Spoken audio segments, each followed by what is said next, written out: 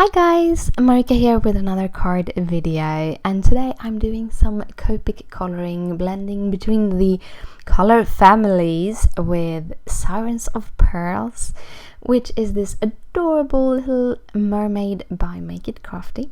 And again, you might actually have seen this image and this card before if you are part of the Passionate Paper Creations and friends over at Facebook. I shared this a little way back, but I never shared the video because I never got to edit it because I got sick, sadly. But yeah, I'm now editing it and making the voiceover and all of those things. So for today's image, I'm starting out with the eyes and the skin as usual. This is going to be a mermaid, and I actually did a little bit of research when I did this image.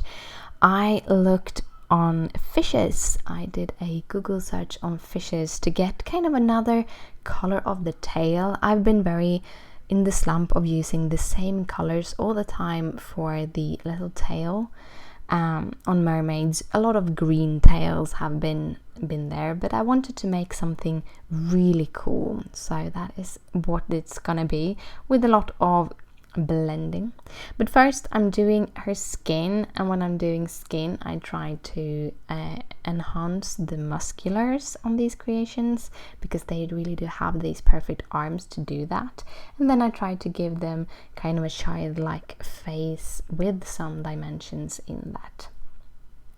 And for the tails then, I'm starting off with some blue violets to be the kind of base of the tail end, not the wispy, not the fin, that's the word, not the fin, totally a lot, but mostly the tail just. Then I'm going in to add a little bit of a blue reflection, and as this blue is a little bit light, it will actually push away some of that blue violet. And then I want to have some red violets for the fin to give it that kind of wispy effect. It was really cool fish that I found on Google to borrow the color scheme from. Then I'm going in with some dots to give her a feeling of scales. Instead of working with small U shapes, which I do a lot, I decided that I wanted to do a dotted surface, and I'm dotting with all of the colors I'm using for the fin and for the tail, but also the colorless blender to give it kind of that dotted texture even in the lighter parts.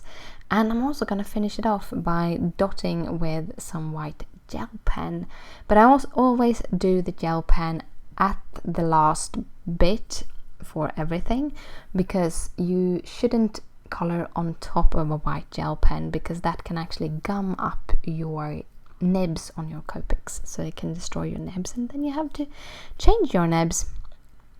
So with the hair, I actually started with the darkest color and then kind of realized I didn't really know where I wanted to have all the shadows, so I went in with the lightest color I'm using, which is the E50s, and added all of the shadow parts to kind of see if that would look good. And then I went back with the darkest color, which is the E43, and going in and doing some shadow depth for the hair. I'm then using the mid colors to blend that out. I'm not going for a super stripy look here. I'm just doing a kind of a blend to get a soft look more than a stripy look. If I wanted a more stripy look, I would have gone over with all of the colors a second time around to do all of the little strand, going from light to dark instead, so that I don't blend out the hair strands sort of. But I am going in with the E43 for the last part, just to darken the deepest parts of her hair, like behind her neck, to give the hair a little bit more dimension, to give it a little bit more 3D effects.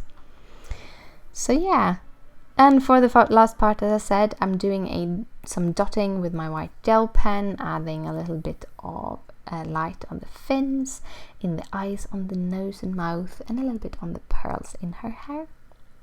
Then I'm cutting her out with my cutter bee scissors, again moving my paper instead of moving the scissors. This will help make it easier to make that cutting line. If you don't like fussy cutting, you can always, as this is a digital image, you can easily get it into your Silhouette software, or you can use a scan and cut. I really want a scan and cut, I don't have one of those, and you can cut it out that way, but I like the way I used it with the scissors.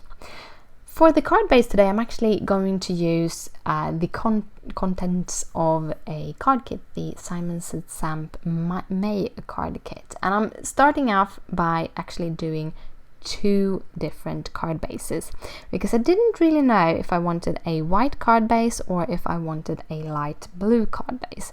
So I just do 2 card bases so that when I have put the kind of front part together, I can just lay it onto those card bases and figure out then what I want. And I usually don't have that many card bases lying around. I just make them when I need them. So first I'm going to use 2 dies. These are by MFT Stamps, my favorite things, and one is from one of the blueprints, which is this with this little nice border, and then I also have the stitched oval dies, which I'm going to show you what I'm going to do with that little oval. Look, I'm going to use it as this little rock that the Little Mermaid is sitting on.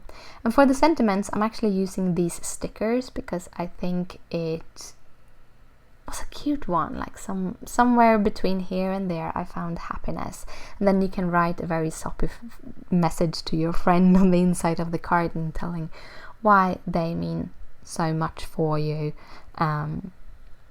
why they are a part of your happiness. Sort of that. I really like these stickers to use as sentiments because they do have that already kind of mottled background and everything. I added the little circular thing with some just tape runner, and then I'm using this double-sided foam adhesive by 3M Scotch. It's the big roll to the backside of the little siren of pearls so that you have that natural shadow. And here you see how I work with the white and with the blue, and I feel that the white kind of distracts from the rest of the design while the blue kind of meld better into the card at this time. So I'm choosing the light blue cardstock for the background.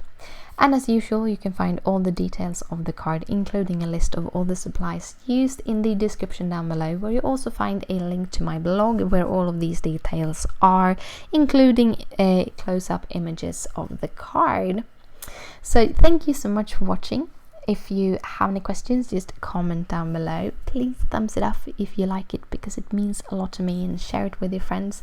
Here are 2 other kind of sea-inspired video cards with images from Make It Crafty. Thank you again for watching, and I'll see you later. Bye!